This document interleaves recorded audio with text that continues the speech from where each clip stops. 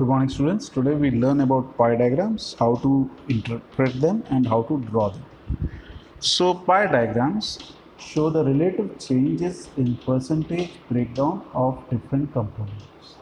What does it mean? It means when we have a cumulative activity or when we have a comparison where we can calculate a total, then we use a pie diagram to show different breakdowns of different activities. For example, let's take a look at this particular pie diagram where we have different cricketers who are scoring different runs.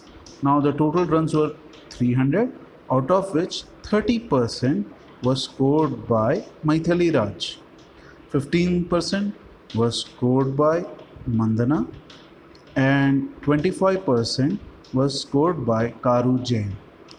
So this is a breakdown of the percentage of runs scored by each cricketer in a particular match. Now this kind of comparison is possible in a percentage bar diagram or in a pie diagram, and the way of constructing them is quite similar also. So each component or a slice of the pie represents the share of an individual component in the total value we have calculated. The share is measured in percentages or degrees. The shares are divided based on the relative percentage of the total area or the total score, or it can also be displayed as a percentage of the 360 degrees angle. When dividing the angle, the 360 degrees of the circle are divided among the components based on the percentage share of each particular group or individual. For example, we'll construct now a pie diagram to show the profits of 4 different companies based on the table given. So here we have 4 companies A, B, C, D who have different profits, and now to compare the profits, we calculate the total profits of all the companies. Next, we calculate the percentage by dividing the actual value of the profit by the total value of the profit and multiplying it by 100.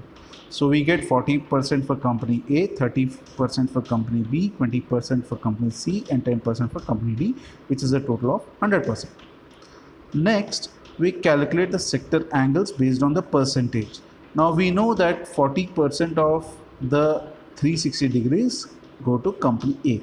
So we multiply 4 by 10 by 360 to get a value of 144.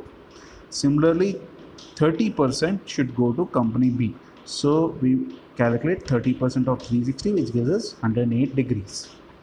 Third, we can calculate 20% of the total profits, which should go to company C, which is 72% in degrees. Once we have calculated all the degrees, we can use a protractor to construct the pie diagram, where the starting of each section can be taken as a 0, and then the angle is the point can be drawn based on the protractor value. So 144 degrees for company A, 108 degrees for company B, 72 degrees for company C, and 36 degrees for company D. Why do we use a pie chart? A pie chart makes it very simple visually to grasp the information as well as remember it, which a table makes it very hard. Now if you look at this pie diagram, it's visually, even if the percentage is not given, it is very easy to see that company A has the maximum share of profits, company B is the next largest, company C is the third, is the least profitable company of all the 4 companies. So this is the kind of data which can be very easily understood using a pie diagram.